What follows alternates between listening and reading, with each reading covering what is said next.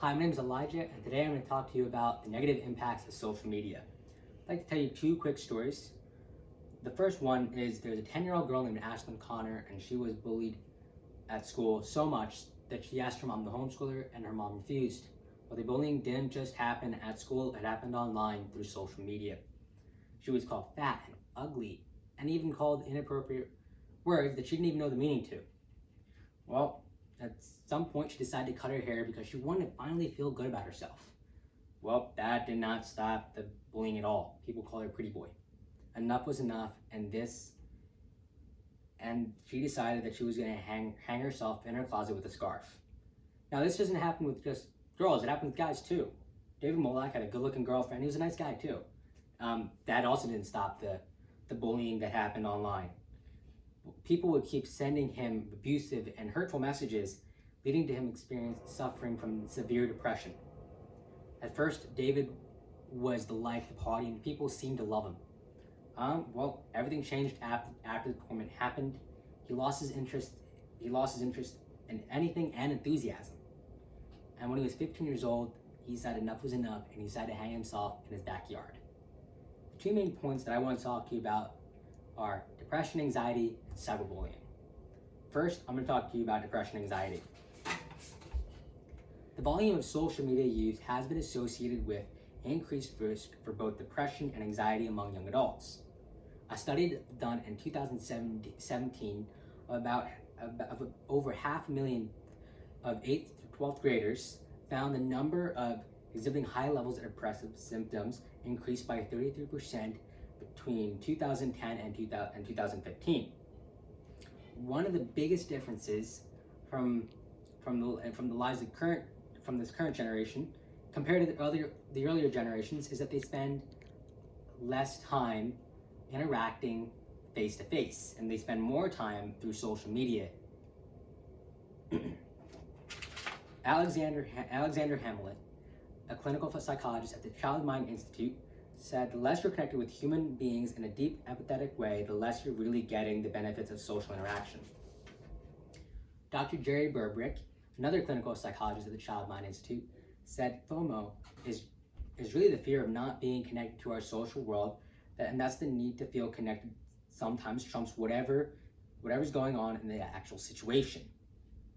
Another reason how social media can cause depression and anxiety is that girls are constantly bombarded with pictures of their friends, or if they're following celebrities and influencers that have makeup teams and hair teams, and they Photoshop a lot of the pictures.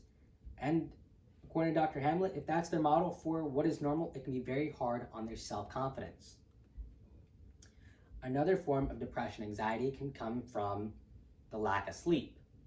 According to the Child Mind Institute, 60% of adolescents are looking at their phones in the last hour before they sleep. Dr. Burbrick said, you can have the intention to check Facebook or Instagram for 5 minutes, and the next thing you know, 50 minutes are gone, and you're an hour behind in sleep, and more tired the next day. You find it harder to focus, you're off your game, and it spirals from there. Depression and anxiety also come from cyberbullying, which directly leads to my next point. There are 6 types of abusive behavior online. Well, the first one is offensive name calling. Second one is spreading of false rumors. Third one is receiving explicit images that they didn't even ask for. Then is constant asking where you are, or who you're with, by people that are not their parents. There's also physical threats and explicit images shared without their consent. According to a study done by Pew Research Center, it was determined that 60% of girls and 59% of boys have experienced at least one of the 6 online behaviors.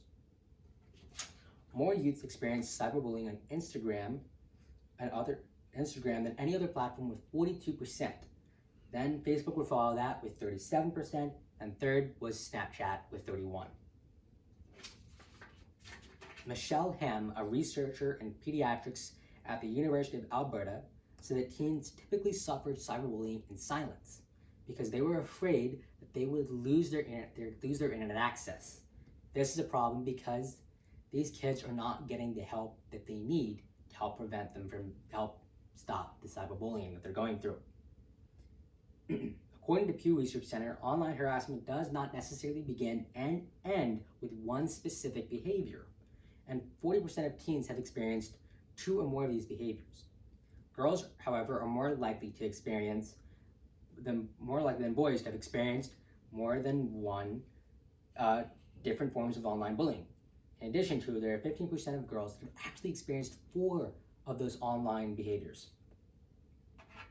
Today, officials, tech companies, school officials, tech companies, and lawmakers are looking for ways to combat cyberbullying. Well, some schools have implemented policies that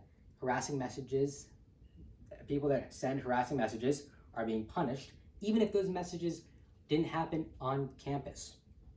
Well, there are anti-bullying tools also that are being rolled out by social media sites, and several states have enacted laws and prohibiting cyberbullying and other forms of electronic harassment. Pew Research Center asked teens to rate how these groups are doing in this issue. Well, 79% of teens said that elected officials are doing a poor job in combating this problem, and 66% of teens and 58% of teachers say that social media sites aren't doing enough.